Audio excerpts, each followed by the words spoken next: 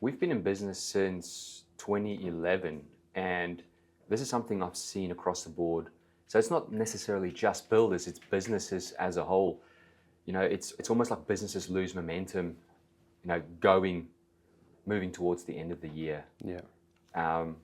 Why is it crucial, especially for building businesses, to not lose momentum at this stage? Well, time is continuous. It might be philosophical, but yes, you have the end of this calendar year, which doesn't stop, it then flows into next year.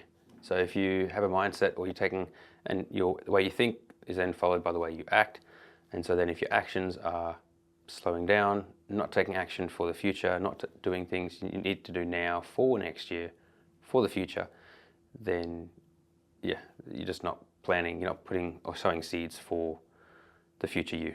Yeah. And so, running a business isn't easy. So you come to the end of the year, you think, holiday's coming up, I'm looking forward to it. Your natural tendency would be to lose momentum. We're almost there. Just like when you run a race, and we've discussed this on the podcast, when you run a race, that if you know it's 10K, that last K is hard. If it was a half marathon, the last K is hard. If it's a marathon, maybe the last 5K is hard. Yeah, it's like this big mental thing, right? A lot of it's mental. And it's the same with like the team as well.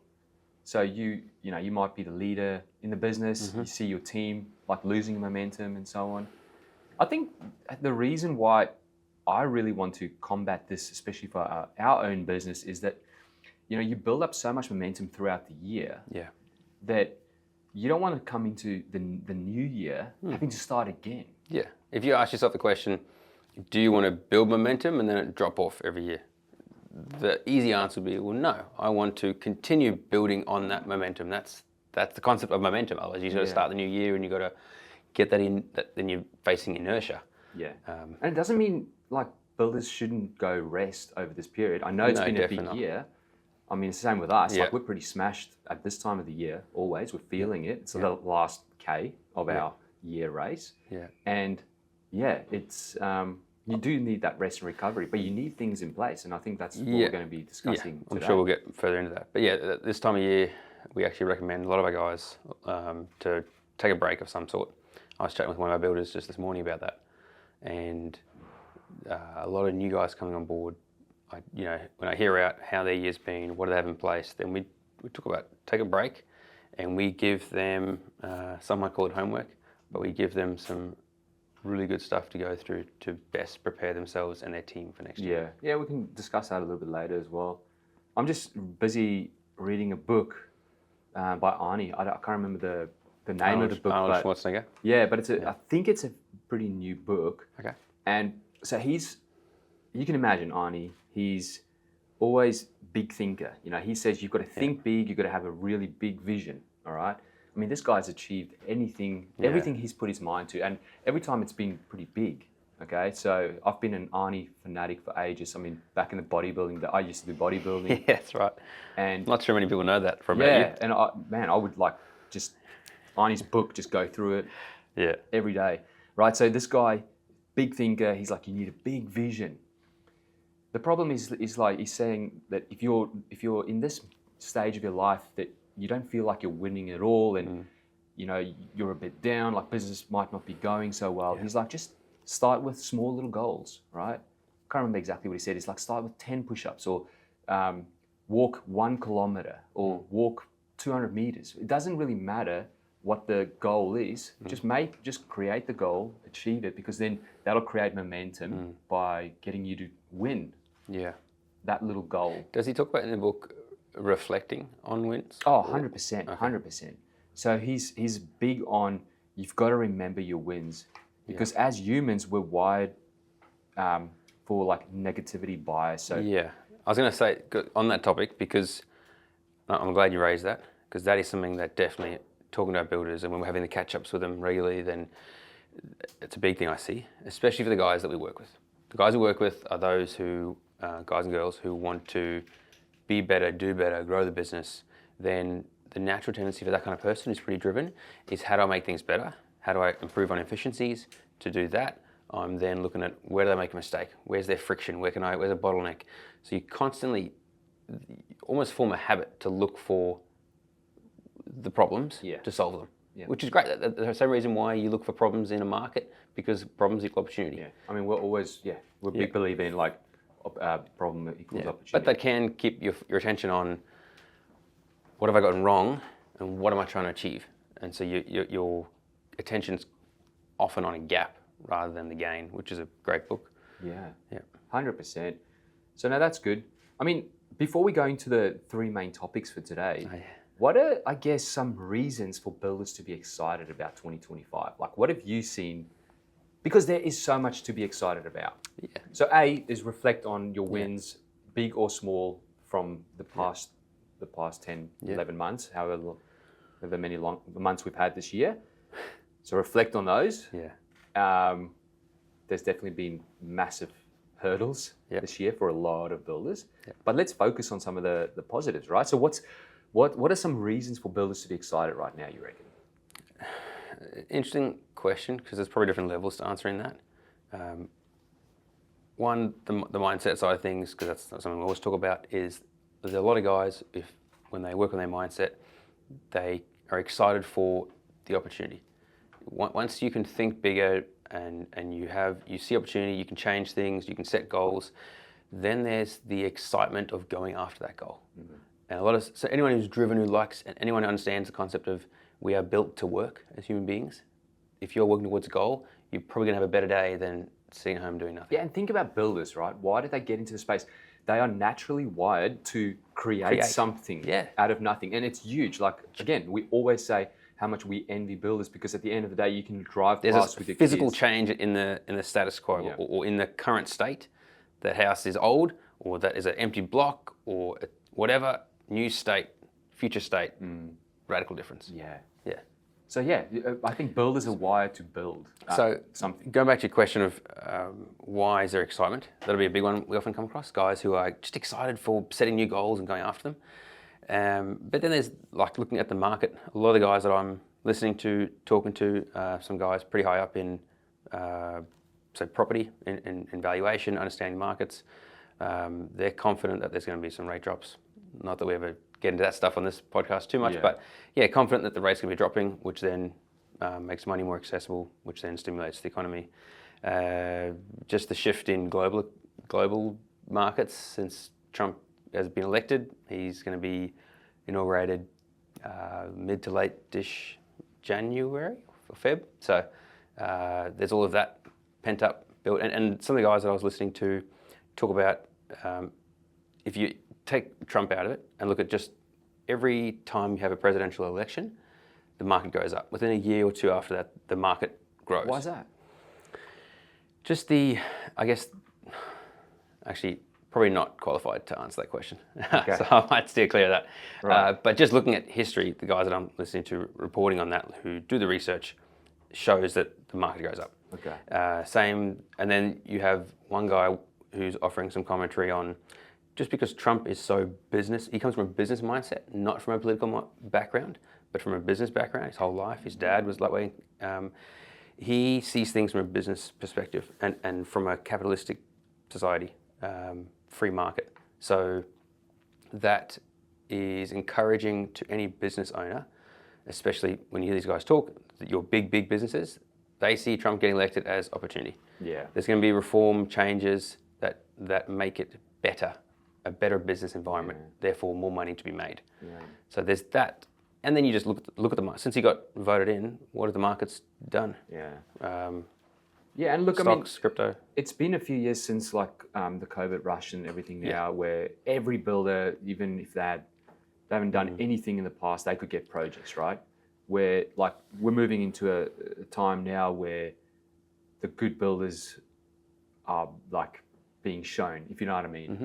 People the market, they are looking for trusted builders. Yeah, the market is revealing the good builders. Yeah, so it's an exciting time, especially for those builders that have a solid business. They do build amazing projects. They do good by people, all that, right?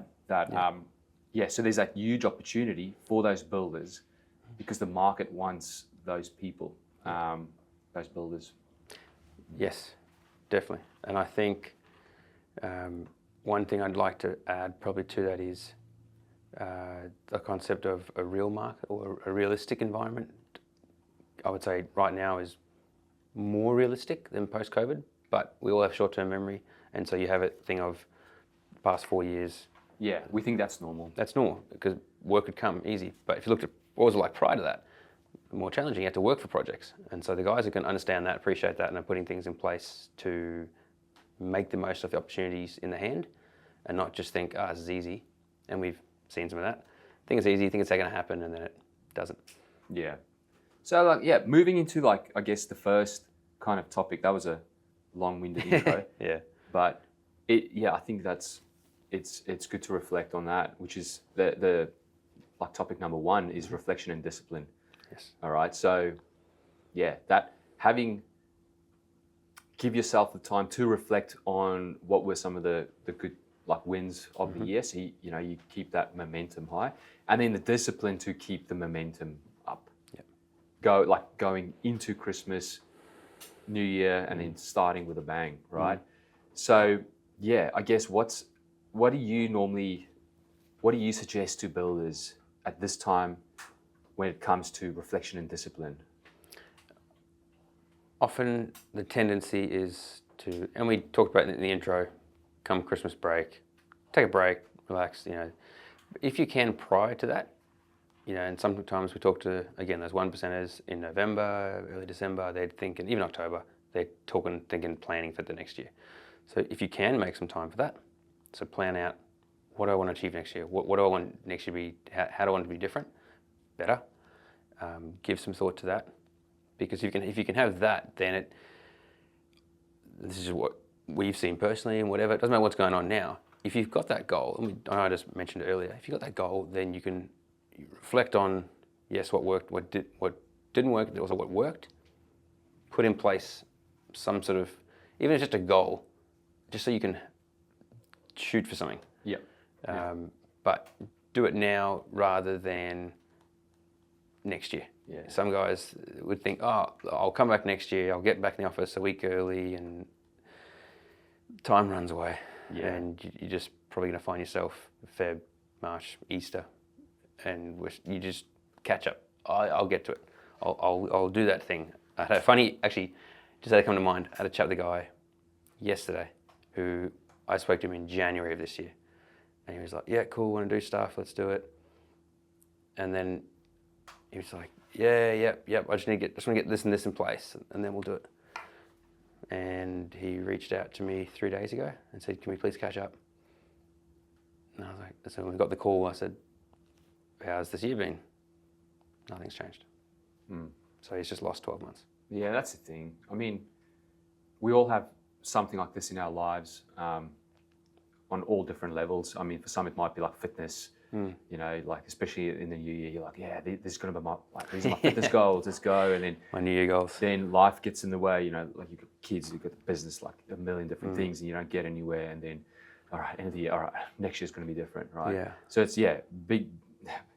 Actually, now you mention that, I'd be keen to hear your thoughts on the concept of, rather than looking at it as a new year, it's continual time. And that might help with that whole momentum of building and then dropping off. But do you ever think of that? Or look at it in terms of, rather than, let's do it next year, we go, well, let's do it now. Time is continuous. Whether I take a break now or later, whenever, we're going to have the 31st of December, the 1st of January, doesn't stop. Yeah, well, I mean, I think the thing is, we've got to understand why do people catch themselves in that, with that phrase, like, let's do it next year. Most of the time it's because, you've got too many things or decisions to make right now. Like, we're at the end of November at the moment, right? So you're like, okay, cool. In the next 3-4 weeks we've got left in terms of like business year, we've got all these things we need to handle, all these decisions we need to make, all these things we need to get in place. I can't even think about it, right? Yeah. I can't even think about. So it's like an excuse? Yeah, kind of. Well, I mean, if you look at like the most successful people, they focus, right? They prioritize. So there's going to be things that you have to cut out. That's a different topic for another day. Not everything is worth your time.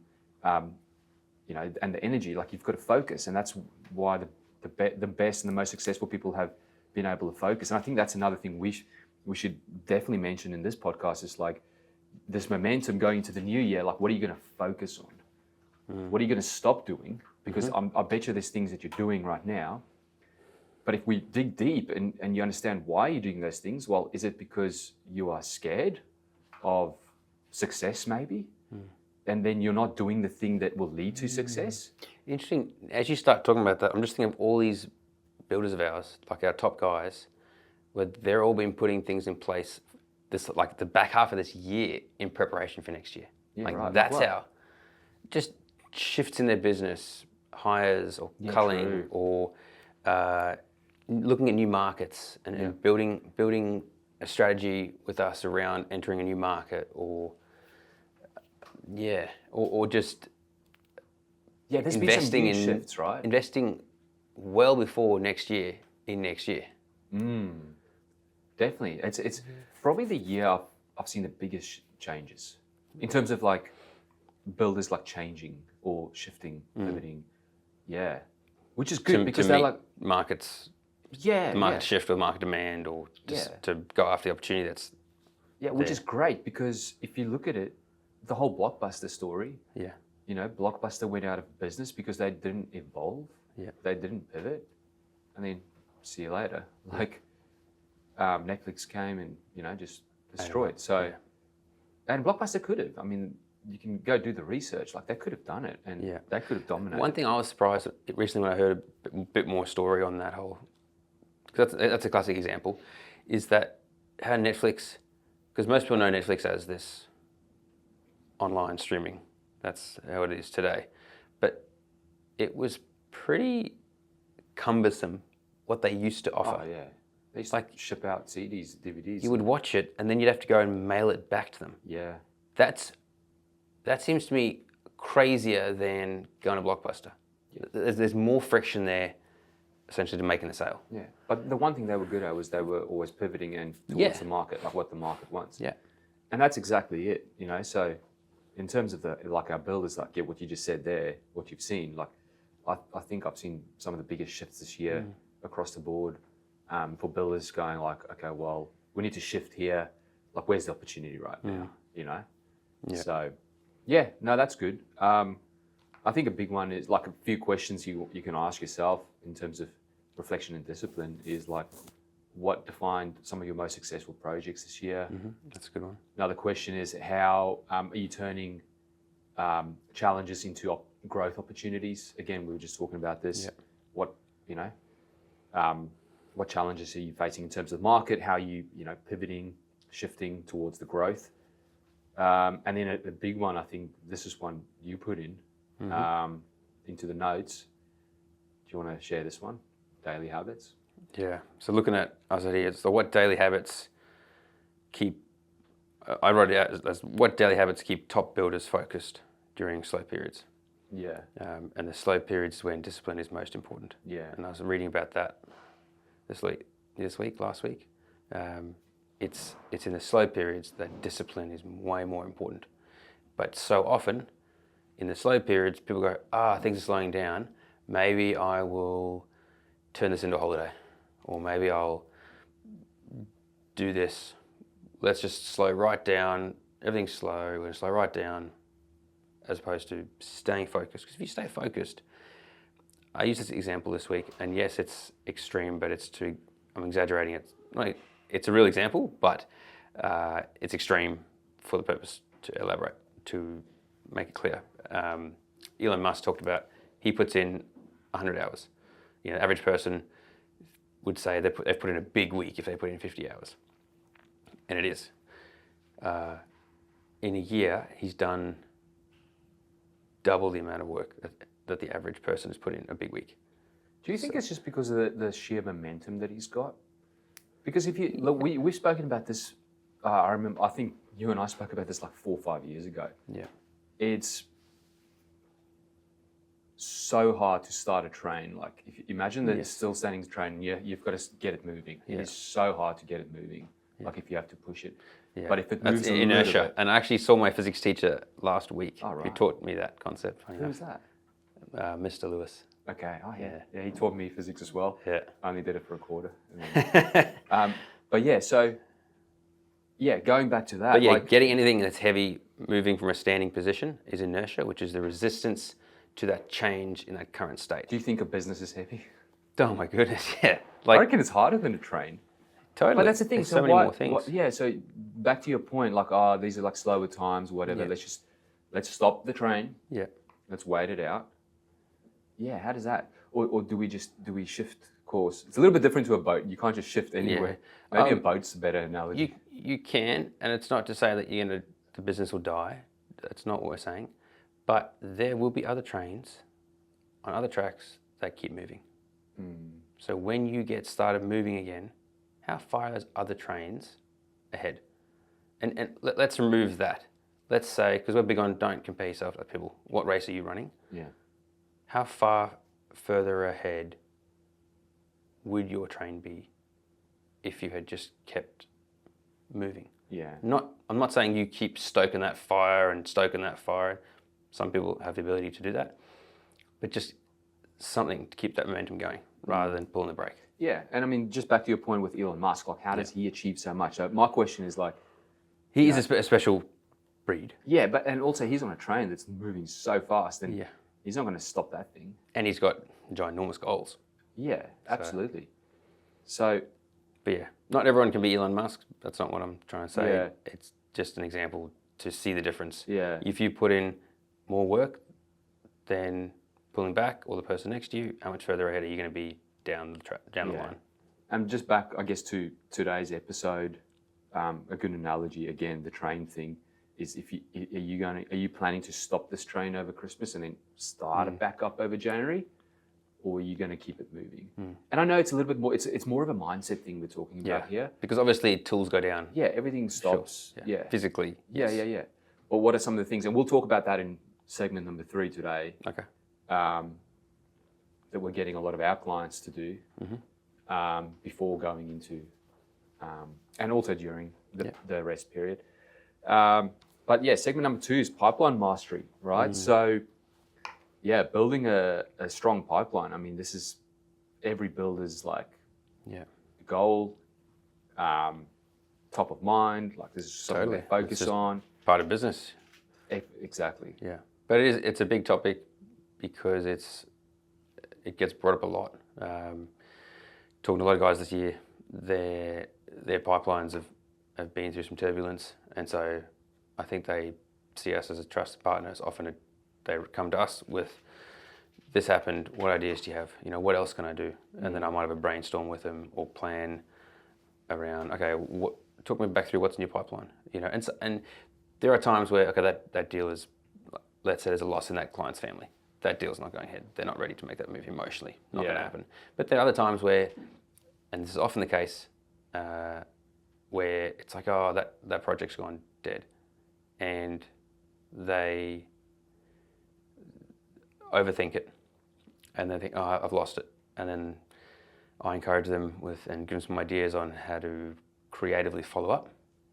And the project keeps moving. Reignites, turns back on, or maybe it was never dead, but it did require them to follow up consistently to keep it moving.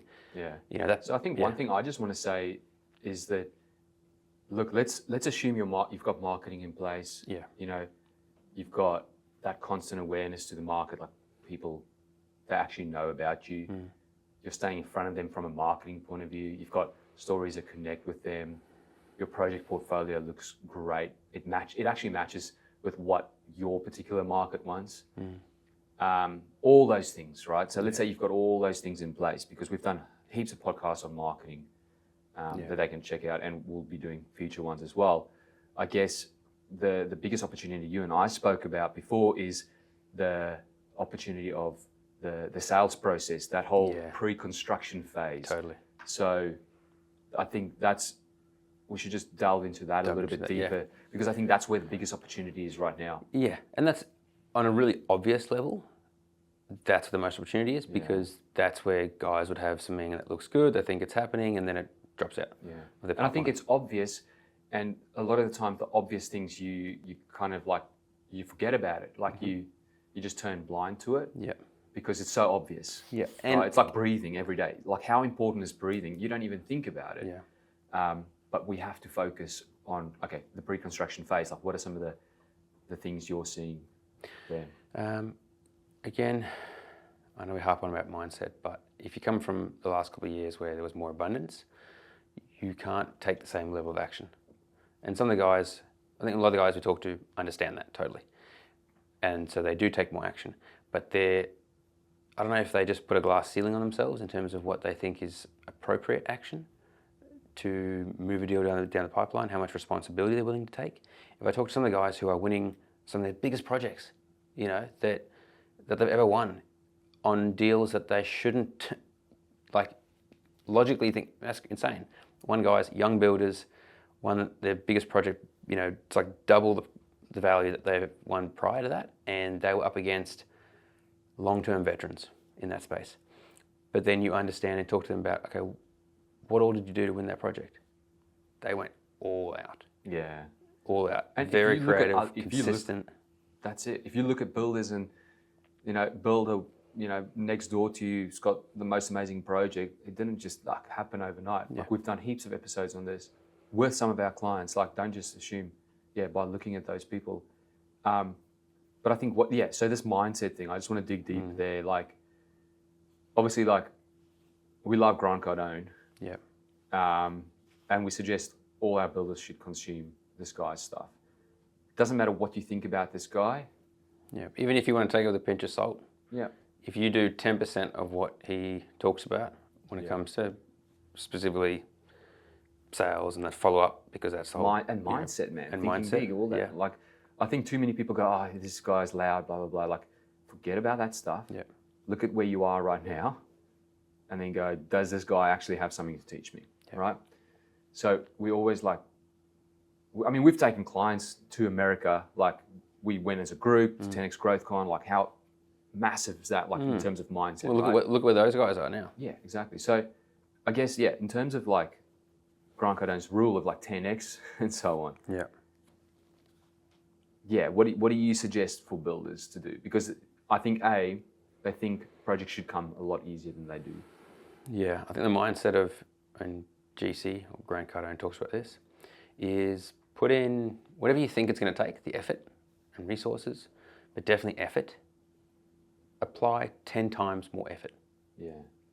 And you'll see success. Yeah. But also think of it's how you go about, that concept of how you do anything is how you do everything. So if you go, you might think, okay, well, this next opportunity I'm going to go 10 times harder on. Awesome. Let's go worst case scenario. You don't win it. It's not just that project. It's everything. It's the next opportunity. It's the next coffee conversation you have.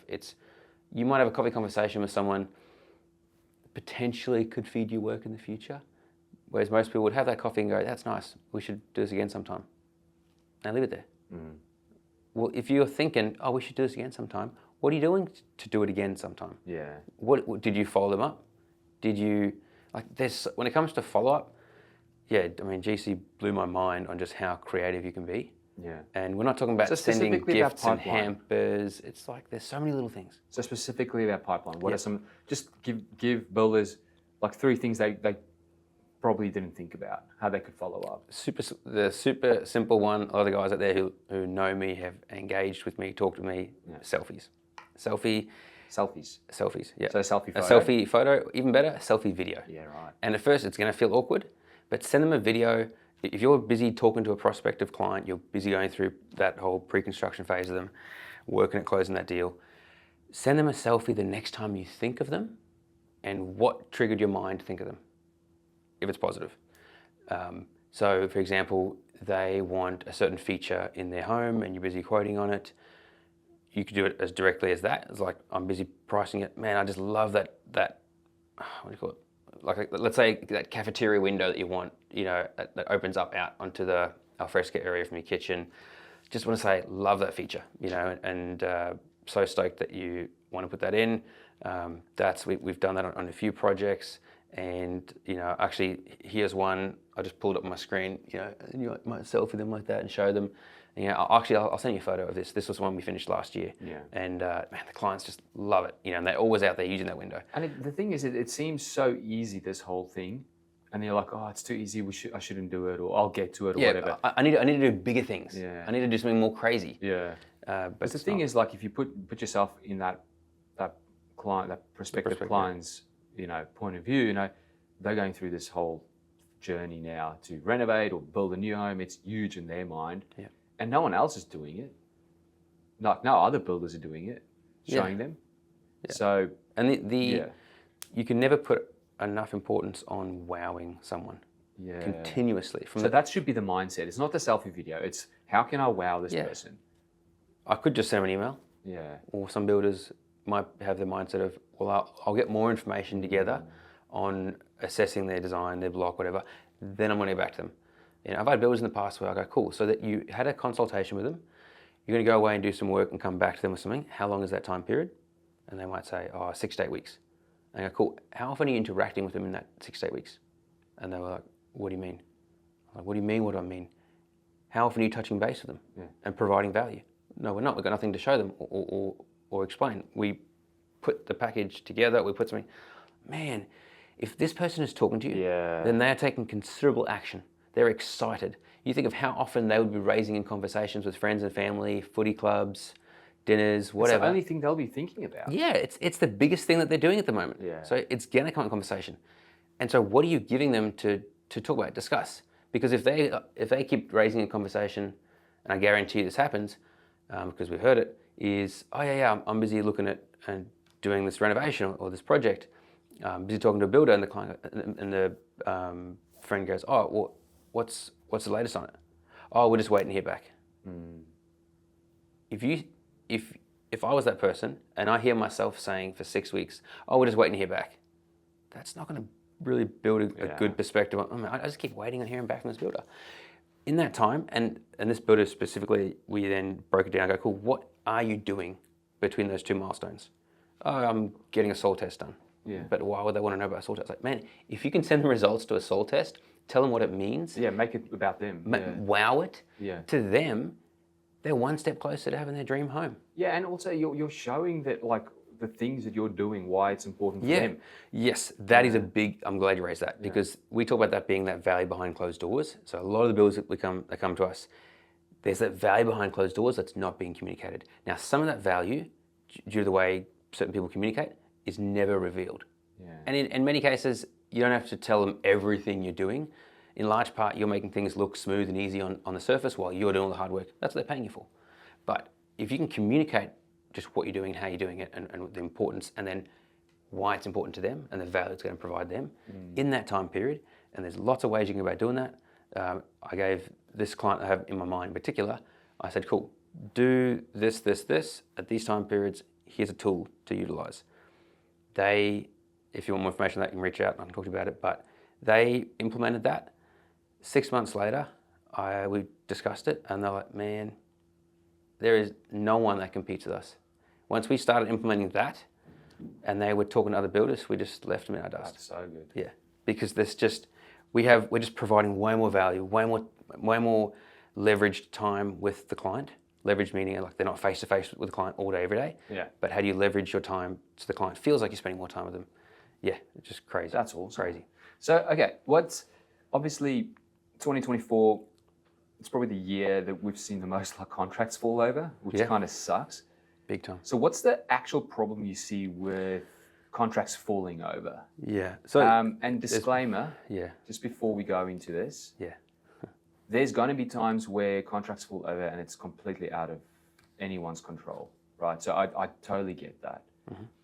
For us, the reason why we want to bring this up is to give our clients ideas to give them the best chance possible. Yes, I'm glad you prefaced it with that, or pre-contextualized it with that, because that's important. Yes. Because often there'll be things that fall over and it's out of your control.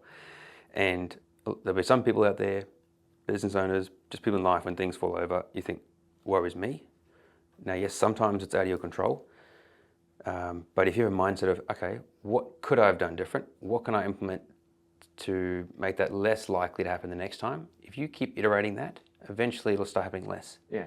Especially those that are not out of your control. Yeah. But you're not going to, you won't know unless you tried. Yeah. So one thing that I've come across, just the questions I ask people and what I've heard, is the pre-construction phase is obviously taking a lot longer these days. Some figures I heard thrown around would be, usually it was maybe 6, let's say 6 months prelim. Now it's, it depends on the project. Yeah, of course, that's true. So 6 to 12 months. Yep. Now it's more like 18 months to 24 months. It can be. It's a long time. Yeah. So there's a lot of fatigue, and fatigue for everyone, everyone involved, and that's a very human trait. If I'm not seeing progress on something, I lose interest. If I'm reading a book and it's just not going fast enough, you put it down. Yeah. So there's other things pop up, right? Totally. There's so many things. If you think in terms of like a potential client's life, right? What's happening in their life? A crazy example would be, let's do this project. It's amazing. Let's renovate. We start going through designs. We get excited about it. Then family, friends, best friend. I know we joked about this the other day. What if we just take off and go around Australia for a year? Yeah. Oh, that's all. Yeah, we deserve that. We should do that. I'm not saying it's a bad decision, but that's an example of where else could that client flow their funds in that period of time. See, the thing is, builders always think that their only competition is other builders. Oh, man, that's a big one. That builders have, and businesses, any business for that matter. Oh, man, totally. Their competition is not just their direct competitors in their industry. It's every other potential decision the client can make. If I think back to, I want to be like, 7 years ago, before we truly niched into builders, and the amount of different businesses you talk to, and how often would you come up, and we would come up in that discussion, and they would say, oh, we have no competitors. Yeah. And it's like, oh man. Bro, you got so many. People, for majority of people, money is a finite resource. And what I mean by that is, if you listen to some big thinkers, if you find a problem, you create a solution, the market will pay you money. So that's what I'm getting at when it comes to money being a finite resource. If your average consumer has that finite resource, where are they going to spend it? Do I spend it on instant gratification, on a new handbag, a new car, a new house, a holiday? Or do I spend it in, do I invest it? There's so many things that they can, and there's so much information coming at you, selling you this idea of, if I just had this, I'd be better. 100%. So if we go back on in terms of like time could be the enemy, but also your superpower, right? As a builder, because we know projects take time. Clients, they think it's going to happen instantly. Then they start getting bored, all that kind of stuff. So, we spoke about this before. So, in terms of contracts falling over or fizzling out, in terms of the amount of time I went off topic there. Time it takes is the big thing. Thanks for bringing back on track. And so there's that fatigue. And so I believe if a builder could work on putting systems and processes in place to some degree to take more control of our time and condense it down. And in that, and there are some things you can't, like you put in council, you're going to sit and wait. You can't manipulate council, as far as I'm aware. Maybe some people have found a way. That just takes time. But the team you're working with, the engineers, are they working as efficiently as possible, or could you find someone new? The other big thing is telling a client, whatever you want, I can build it. Now, we do have builders that operate in a market in the very, very high end where the client has a bottomless budget. It doesn't matter. They, and super wealthy people have more time. They've bought it back. So yeah, they can take time. They can make their decisions 10 times over. You can create all sorts of changes in design. That's fine. But most people, they don't. And the longer time goes on, the more expensive the project is going to become. We've seen that. So if you can condense time down, help them, lead them. People need the lead. You're the expert. Or get an expert in to help them make decisions, make confident decisions quicker. That project's going to get to site quicker. And keep them excited. Some of the guys that I see do this really well, in some ways you could say they give their client homework within guidelines. So I'm giving you homework, so I'm keeping you on a track, I'm giving you guidelines, so we're moving in one direction. Rather than saying, go away and you know, and this is, often we see this for the smaller guys or the guys starting out or just haven't built processes out. They'll say to the client, totally, I can do this project for you. You go away and start making selections on the taps you want, the tiles you want, the flooring you want, the paint you want. Come back to me. And there's just no, how long's that lead, you know? Well, if we look at like first principles, right? If you're a builder and you go to the client, we can do whatever you want, you dictate, it's going to slow down. Because again, like think about it. This person, they don't have any construction like experience. They've possibly they've never done this before. Now you're giving them that job. And they're assuming it's easier than what it actually is. And then what that means is like you, the builder, are not leading that particular client. And that's a huge role the builder has, right? That's why clients come without them even like clients knowing. And that falls into that topic of what process you're following. Are they following your process or are you following their process? Because if you're following their process, then every client's going to be different. And them following your process is not you to dictate, right? It's not a power play. It's the best thing for them. Okay, there's this guy called Greg McKeown. So he said that psychologists call this decision fatigue. So the more choices we are forced to make, the more quality of our decisions deteriorates.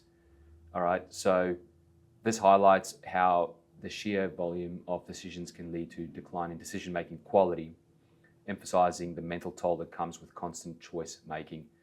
When it comes to building, even the smallest renovation, even if you're just doing a kitchen renovation, the amount of decisions you have to make is way more than you expect. I should phrase it like this: the amount of decisions that has to be made is crazy. So how many decisions are you going to make? How are you going to make the decision process easier for the client so the decision fatigue doesn't show up for the client? And they just get to enjoy it and they're excited. You know, that's something I definitely see in the high-end stuff that our guys do. You know, it's like, go work with this interior designer. So there's probably an idea there, is if you are not willing to build it out, find an interior designer who's willing to project manage that pre-construction. Now, we have a lot of builders whose wives have a passion for that, have experience in that.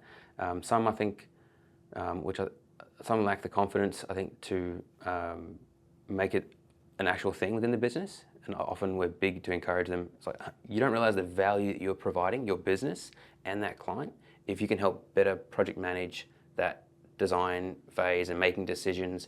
You should brand it. You should offer it. You should charge for it and believe in it. You don't need an accreditation. You don't need to have gone to uni to study anything like that. You've got first-hand experience. And so if I could bring it back to... The big problem we see is, and it's no secret, is contracts falling over. And this particular segment we're talking about right now is pipeline mastery for next year. I guess my biggest takeaway for this is, as a builder, like something you can think about coming to the end of the year, going through the whole Christmas period and so on, is have this on your mind. How can you take pipeline mastery to that next level? So we've got the marketing side and the sales side. Particularly, I want you to think about, in terms of the sales, the pre-construction phase, what are you going to build on and improve on next year to completely dominate, so that when clients actually sign contract with you and you actually start building, the contract doesn't fall over and you finish the build, that the client raves about this whole pre-construction phase, that it is the best thing they have ever come across. How can you make this whole pre-construction phase, the most amazing phase for a client? And we're not, just to add to that, we're not saying this is a silver bullet. We're not saying this is the only thing. This is just one of the things that we have noticed. And when we look at what is working, what we've analysed to work, this is how we've come up with this sort of topic and content. And this phase is like from A to Z. So like when a lead comes in, like a marketing lead comes in, like how would you... Even before that? Yeah, Oh, we're talking about we preface this with right? Your marketing's in place. Yeah. So your marketing's in place, you get a marketing qualified lead. How are you then progressing it from that moment? How fast are you getting, how quick are you getting back to that person? How are you wowing them straight away? Yeah. How are you creating your point of difference to them? Like the actual words you say, the content that you send them, the PDFs that you send them, the case study stories that you send them to validate, again, why they are making the right decision along the way. Like you catching up, how you're presenting to them the moment they walk into the door, the email or the correspondence they get as soon as they walk out of the door. How quick is it? How good's that quality? Like I'm talking about taking everything to that next level. So from the moment a lead comes in, right, whether it's the worst lead ever, 0 out of 10 or 10 out of 10, right, doesn't matter. How are you moving those people towards contract? I think that's the biggest opportunity we're talking about. And it starts with mindset right here. So, yeah. Should we go and touch on segment 3, which is very exciting? One thing I'll add just before we finish on that is when you start making those changes, it might seem overwhelming to change and overhaul the entire process and system. Yes, that would be. To try and do that, to try and do it over your Christmas break, it's crazy. You can't do it. There'd be people out there that I know are going to go and do it. It's been amazing as we talk about this kind of stuff on the podcast, and I'll get selfie videos from some of my guys going, hey, I've just implemented that and I'm seeing wins from it. Or, you know what, I jumped in the office on a Saturday, I'm implementing that. That's awesome. Love that. Just making that one change will change things. I think a lot of these things are easier than you think. You shouldn't make it hard. It's like what Arnie said, like just make a little goal. But the underlying, the big thing, the big key takeaway I want people to go away with, this is a mindset thing. It's you making this decision that I'm going to do this. It's you making the decision that I'm going to wow every single person that comes into my pipeline. Yeah. Whether it's the worst possible and not even clients. Like think of it as my network, where all could work flow from. We all love referrals. Every builder will tell you referrals are great. Love referrals. Great. How can you create more referrals? Referrals come from your network. Yeah. Grow your network and warm up your network. Yeah, exactly. We're going to do another podcast on that. We've got something cool that you've been helping clients with. So clients listening to this and they've been talking to you about this thing. That's epic. We might share it later. Probably not. A little bit of a secret sauce maybe. Yeah, a bit of IP right now. Yeah, okay. So segment 3, vision and strategy for 2025. This is massive. Again, like Arnie said, and so many people have said this in the past, I should have come up with a few quotes, is if you don't have a clear vision, like what are you moving towards? If you don't have a clear vision, like how are you going to be excited, right? So talk to us about that. What do you suggest for builders right now at the end of November, Vision 2025? I would say start giving some thought to, if there was a spectrum, on the lower end, I would say start giving some thought to next year. What do you, again, set clear goals. On the other end of the spectrum, put a Saturday aside prior to the end of the year and start mapping out what you want to achieve and how you think you're going to go achieving that and who you might need. You know, go to the what and then who before the how. And just start there and start planting that seed for your team. Your team you're going to need a team to achieve those goals. You can't do it by yourself and you're going to need them to buy in. That's a big one that we do help our guys with. Yeah. I mean, we've got a fair few new clients that are signing up with us right now, coming on board with us. We also have clients like, going into their second, third, fourth, fifth, sixth year with us right now at this point in time. What do we get them to do? So anyone who's coming on for the first time, we definitely will take them through. There's no way around it. Even if we get some clients coming, oh no, I've done something similar. Yeah, cool. You're still going through this process. Yeah. And that is the vision and story development process. Yeah. And there's 2 aspects. One is for the directors, business owners, and then there's another, and that's a module that they go through to get really clear on things. And it is, I love hearing the feedback from our guys when they go through that. And the selfie videos we get. The selfie, yeah. While they're doing it. Yeah. I'll tell them always send me a selfie, at least a picture, but a video as well of you doing it. just timestamps it and just keeps them engaged and our team engaged, and just helps build the relationship faster. And they go through that, get super clear, and then there's something we help them to take their team through, because again, you need your team to buy in. And this time of year, it's exciting because they can have some time off over the Christmas break, enjoy Christmas, the family, unwind, think clearer, think further ahead, get clear on the vision, then come back first week and we can help them run through some stuff with their team so that their team is excited to come back. Excited, not just, we're going to come back and just do this year again what we did last year, but go, wow, no, I'm excited for this year.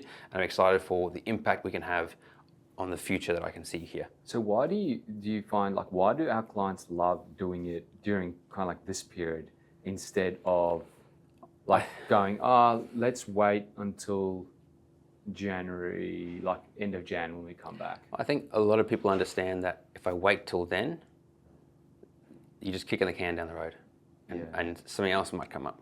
You know, a lot of people want to lock something in because then it's locked in. I know I've got a strategy in place. I've committed to something. That's a big thing we get from our guys. No, let's just do it. I was talking to one guy yesterday, and I was like, yeah, cool, man. Let's talk in a little bit. You know, no, man. I want to get something happening now. Let's go. I'm like, wow, that's awesome. That is epic to hear. But yeah, committing to something is going to also, and knowing you've gone, cool, I've done that, I've paid the deposit, I've gotten started, I've signed, I've committed, I've been onboarded.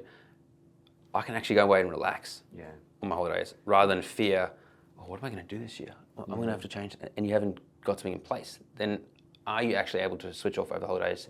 Because you're subconsciously or consciously thinking about, oh man, I really need to be doing something different. If I want a different outcome. And I mean the whole vision exercise that we take new clients through, and then we've got evolving a vision for clients. I mean, some of our clients have been through that 3, 4, 5 times. Right. Doing that, the questions, I know, like some of the questions that we ask in that. Interesting. I sent a selfie to some of our clients the other day. They had gone through Evolving Vision module for their 3rd year now, and then they had the Evolving Vision session with us, and then they sent me a selfie. They'd come out of their office, and it was on Zoom, and they were like, man, that was incredible. We had that evolving session with Brendan. Wow, man, we both thought, no, we didn't really need to do this. This was good. Yeah, I shared the selfie on the team chat, and I was like, we didn't think we needed to do this, but man, we're so glad we did it. We didn't realize this, and now we're so excited for this, and Brendan just helped us get clear on this, and I was like, that's sick, you know, and they just were like, they were so grateful, you know. They were like, thank you so much for being committed to us. He said, because they've had a tough year, you know, had some great wins, but also some challenges. That's part of business. And they were a bit fatigued. And they're like, this is just what we needed, man. We needed you guys to believe in us. And we needed your commitment from you guys, because you guys held us to this standard. And we were able to then, you brought us back up to where we know we should be. And that's epic. That's giving me goosebumps thinking about that. But It's hard, like, seeing yourself, right? Like, it's hard to observe yourself and kind of go from there. But look, JP, this was a good podcast. I'm excited about, personally, just like to sign off on this. I'm excited about 2025. In terms of Biz Video, we've been working on a few things that no one really knows about. Some of our clients know a little bit about this. So we've got a very exciting 2025 coming up. And a lot of those things came from seeing the problem appear again and again and again, like particular problems for clients. And then we go in and solve it. And that we talked earlier, topic 2, that follow-up. Because of that, there's some epic opportunities coming up next year. So there's that. There's a handful of things. I'm excited about this podcast. We're going to take this podcast to another level next year. Funny enough, I got a notification from one of our builders who just texted me with a crying face emoji going, I just finished all your podcasts. So this one's going to drop pretty soon. So there's more to come. Awesome. And more to come. So thanks for the episode, Japes. Thank you, Quinn. See you in another one. See you then.